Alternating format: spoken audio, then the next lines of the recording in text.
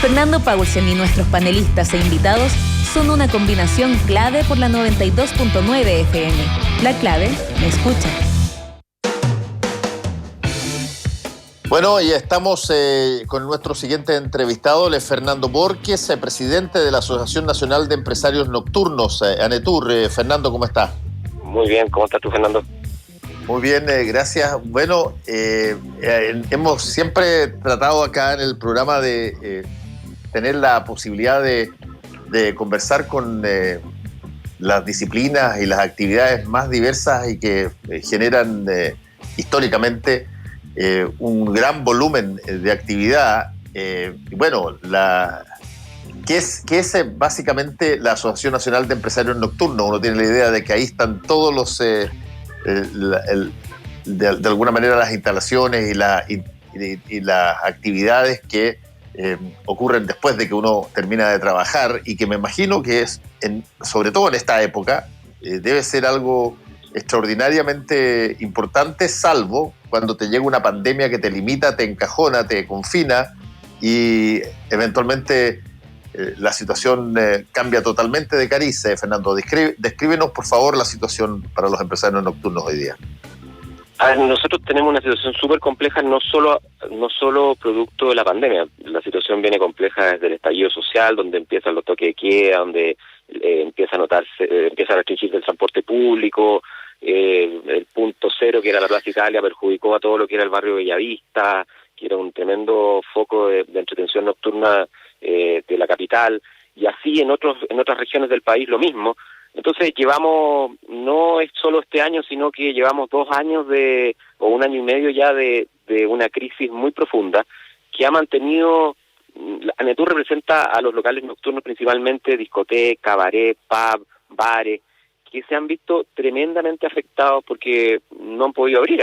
Hoy día del barrio Bellavista hay 40 locales de los 200 que están cerrados y que probablemente no van a volver a abrir en el futuro, porque ya no le dieron los números, porque los días que están con posibilidad de funcionar son menos, y porque las horas que están con posibilidad de funcionar son menos. Hay un toque de queda a las 10 de la noche que yo no sé el efecto, no soy médico, pero no sé el efecto sanitario que tiene el toque de queda. Lo que ayer se había conversado, el tema de la música, que entiendo que hoy día en la mañana la subsecretaria lo revocó, también me parece que estamos en mucha prueba y error, ¿eh? Como esto es un tema desconocido, se tratan de hacer cosas que tienen efectos que no son necesariamente los esperados. La gente puede viajar a Los Ángeles, California, y no puede viajar a Los Ángeles en el sur de Chile. La gente se pueden subir 300 personas a un avión y viajar 8 horas a Miami, pero no pueden ir las personas a una discoteca y estar 3 horas en un lugar que podría ser controlado.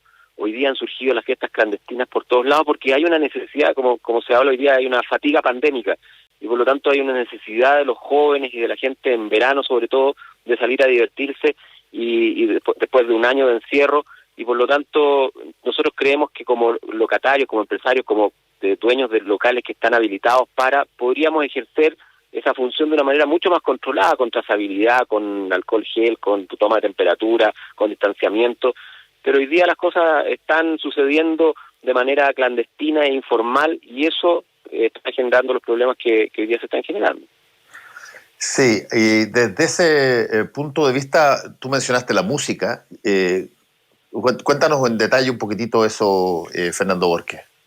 O sea, la subsecretaría o el Ministerio de Salud prohibió la música en los locales para evitar supuestamente que el alza de decibeles acercara más a la gente en las conversaciones. O sea que como hay más volumen, nosotros hablamos más cerca y por lo tanto la posibilidad de contagio es mayor. Eso es una suposición, porque no hay trazabilidad de dónde la gente se contagia. Entonces, por lo tanto, no sabemos si la gente está contagiando hoy día en el metro, en el bus al sur, en el avión a Miami, o en el supermercado o en el mall. ¿Por qué se está presumiendo que la gente se está contagiando porque tiene que hablar más cerca en un pub o en un restaurante? Por lo tanto, por lo absurdo que a primera vista parece, la subsecretaría ha hecho hoy día en la mañana pie atrás a la medida, y va a poder haber música, y van a poder haber DJ, y va a poder haber música envasada en los locales, en los restaurantes. Entonces, cosa que me parecía de toda lógica que existiera. No veo que, a no ser que el virus le guste la música y se contagie por ahí. No, yo tengo la impresión de que la idea, no sé si es que es esa, pero te lo sugiero, es que allí, donde hay algo que genera convocatoria, está el riesgo de que esa convocatoria se salga de los márgenes y eventualmente pueda generar contagios. No tiene que ver con la música, por cierto.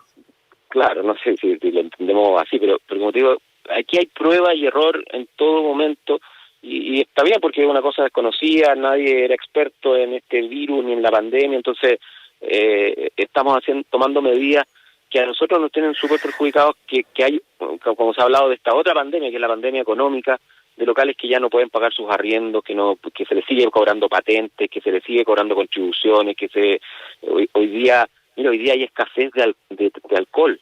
La gente está tomando más en sus casas y por lo tanto no hay stock de cervezas, no hay stock de alcohol en los supermercados que había habitualmente. Por lo tanto, esto habla de que la gente tiene una necesidad de distenderse, está estresada por esta situación y está tomando más en las casas que lo que antes tomaba en los bares, en los pubs, en los restaurantes. Sí, ahora, ¿esto más o menos abarca qué volumen de actividad de personas en términos de la actividad nocturna, Fernando? En Chile hay cerca de 400.000 trabajadores directos e indirectos de la entretención nocturna. A eso súmale los hoteles y todo lo que sucede en el día, que es en definitiva la industria de la entretención, que tiene que ver con el turismo, que está ligada a aquello. Hoy día no hay turistas extranjeros, hoy día hay mucho sí turismo nacional, la gente está prefiriendo salir, obviamente por razones obvias, dentro de Chile, y eso podría haber ayudado en esta época, pero estamos llenos de restricciones, llenos de toque de queda de fin de semana, con fases que se adelantan y se retroceden. Entonces también eso para la estabilidad de un negocio es incierto. Yo abro ahora y mañana, la próxima semana, tengo que estar cerrado. No, en esa lógica es muy complicado emprender hoy día o mantener el emprendimiento que uno tenía. Entonces estamos en el peor de los mundos, con una cuestión que no se sabe si dura hasta 6 meses más o va a durar el próximo año también. Entonces la situación es súper compleja, hay una pérdida de cantidad de empleos importante, como te digo, el 30% de los locales no va a volver a abrir. Por lo tanto, de esos 400.000 empleos hay 100.000 que no van a volver a existir. Entonces, el escenario es tremendamente complejo para nosotros y esperamos que haya medidas un poco más de largo plazo con quizás ayuda para los locales, ayuda para poder mantener esta fuente de trabajo en el futuro. El FOGAPE no ha servido para nuestro gremio porque fue de primera considerado una actividad de riesgo para los bancos y por lo tanto no prestaron lo que tenían que prestar y por lo tanto no fuimos muy acreedores de aquello. Ahora, en el caso especial del rubro Fernando Borque, cuando se producen este tipo de situaciones, que son muy excepcionales, pero se producen este tipo de situaciones que implican confinamiento, que implican toque de queda, que hay estado de emergencia y uno sabía que el estado de emergencia desde el estallido social que estaba, uno evidentemente avisora que para alguien que trabaja en el rubro de empresarios nocturnos, probablemente la situación va a ser mucho más difícil. Y desde ese punto de vista, Fernando, para el gremio de empresarios nocturnos, esto no es una cosa que tenga que ver exclusivamente con la pandemia, viene dándose probablemente desde el 2019 ya. Claro, como te señalé, esto partió con el estallido social, partieron el otro día, el día 19, partió el toque de queda, y empezamos a vivir una situación de inseguridad, de falta de transporte público, de gente que ya no quería salir como salía antes. Por lo tanto, ahí vino una construcción. Cuando empezó la pandemia, nosotros muchos locales nuestros de manera voluntaria decidieron cerrar, porque bueno, esto se avisoraba a 3 meses, que iba a durar 6 meses, y ya vamos al año, y vamos quizás para otro año. Entonces, claro, cuando ya la cosa es mucho más larga de lo que uno esperaba al comienzo, uno requiere ayuda. Claro, muchos locales no van a recibir ayuda y van a cerrar, pero nosotros esperaríamos del gobierno que nos ayudara o con medidas correctas y ojalá con ayuda económica, financiera para poder subsistir. Hay locales que tienen que seguir pagándose los arriendos, las contribuciones, con ayuda de los municipios. Seguimos pagando patentes de locales que están cerrados.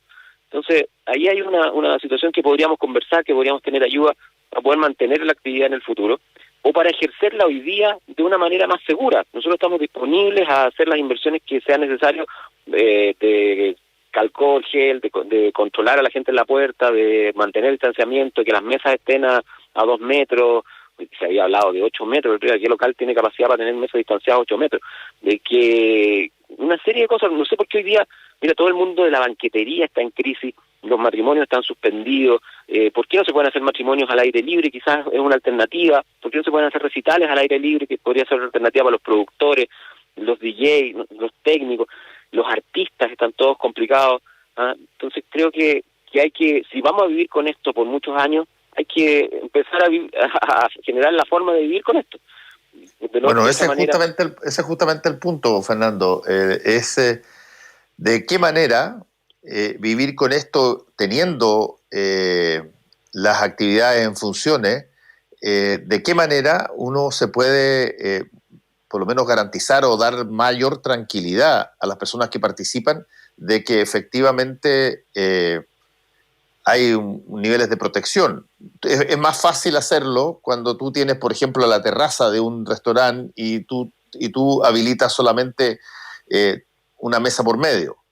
Y lo ves y ya, funciona bien y está al aire libre. Pero cuando hay situaciones que son masivas, un recital, un concierto, una situación como probablemente muchas que deben haber, donde tú notas que hay incluso por la misma dinámica del asunto, el consumo de alcohol de alguna forma te lleva a que tú te relajes un poquitito. La autoridad hoy, tengo la impresión que está súper sensible a eso, porque todo lo que ha tratado de permitir, se ha transformado en lo que tú viste, la concurrencia brutal a los moles cuando se abrió las fiestas clandestinas, en fin. Hay como la idea de que tú abres un pequeño portillo, un huequito chico para permitir que haya actividad, y en realidad lo que va a ocurrir es que eso se va a básicamente expandir muy rápidamente. Entonces, cuando la gente lleva mucho rato encerrada o privada de su libertad, el primer impulso es al desbande. Eso pasa después de la dictadura, eso pasa después de la gente que está presa, no sé, le pasa a la gente que está encerrada. Obvio, eso pasa. Después tiende a la normalidad, obviamente, pero lo que nosotros entendemos que hay actividades que no son viables en esta situación. O sea, encerrarse quizás en una discoteca, mucha gente, con los aforos de antes, no es posible. Quizás con aforos más pequeños podría ser, con un control sanitario o con un control en la puerta distinto podría ser, pero creemos que hay que estar disponible porque tampoco sabemos dónde la gente se está contagiando de manera certera. No hay trazabilidad de contagio. Sabemos quién contagió a quién, pero no sabemos si se contagió en la feria, o se contagió en el restaurante al aire libre, o se contagió en el mall, o se contagió en la micro. Entonces, mientras no haya ese estudio concreto, se nos está castigando de una manera que no nos parece justa. Entendemos, y mira, estamos reclamando ahora que ha pasado un año, porque entendíamos que era difícil en el comienzo salir a decir, mira, nosotros que tenemos nuestro negocio de entretención queremos que se abra porque estábamos en otra situación, pero hoy día creemos que debiéramos no relajar las medidas, sino que hacer que nuestra actividad sea viable con medidas las que podamos acordar, digamos, que sean posibles de ejecutar en los locales para que haya alguna posibilidad de viabilidad de los negocios y de posibilidad de que la gente salga a divertirse de manera más segura que clandestinamente como hoy día está pasando. Entonces hoy día no hay ningún control. Hoy día los jóvenes de una fiesta desde, para no ser clasista, desde la comuna más cuica hasta el sector más popular, hay fiestas clandestinas en todos lados.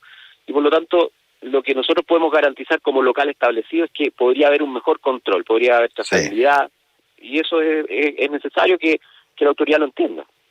Estamos conversando con Fernando Borges, presidente de la Asociación Nacional de Empresarios Nocturnos, ANETUR. Fernando, y desde ese punto de vista, ¿Cuál es el interlocutor válido a nivel gubernamental con el cual ustedes pueden discutir estas medidas?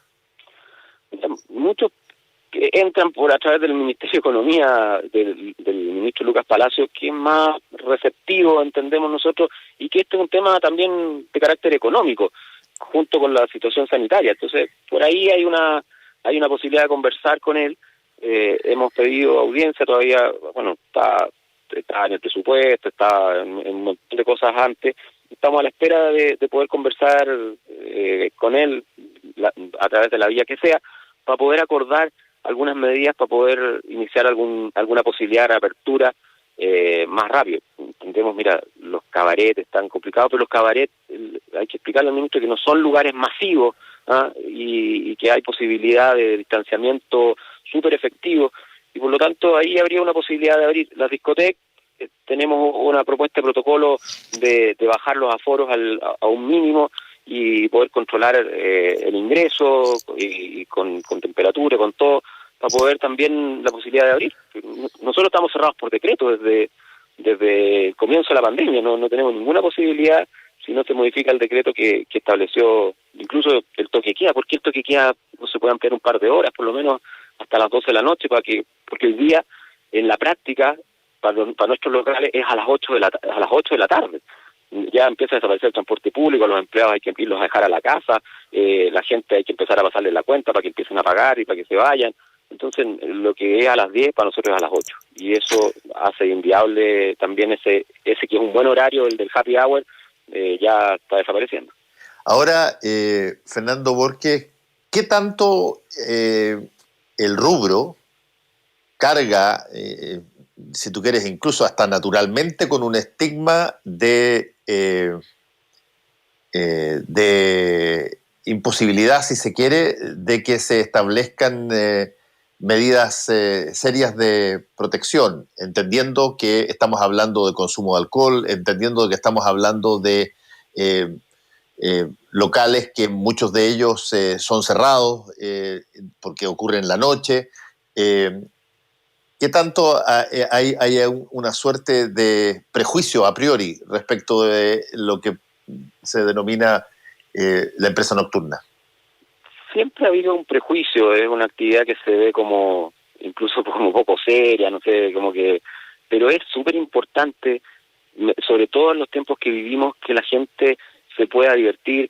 Nosotros entendemos que no solo vendemos alcohol, vendemos música, vendemos comida, sino que vendemos un espacio de felicidad, un espacio de libertad y un espacio de entretención que es necesario para el alma de los pueblos, y por lo tanto, y se ha visto hoy día, la gente lo necesita, y por lo tanto no es algo intrascendente, es algo importante y que debe ser considerado como tal, que da empleo, que genera riqueza, que mueve la economía, que es una parte del PIB, y por lo tanto hay que tomarlo como eso, como una industria que de la entretención, del turismo, que tiene que ser considerada como importante, como dadora de empleo, y por lo tanto que hay que cuidar, como cualquier otra actividad económica del país.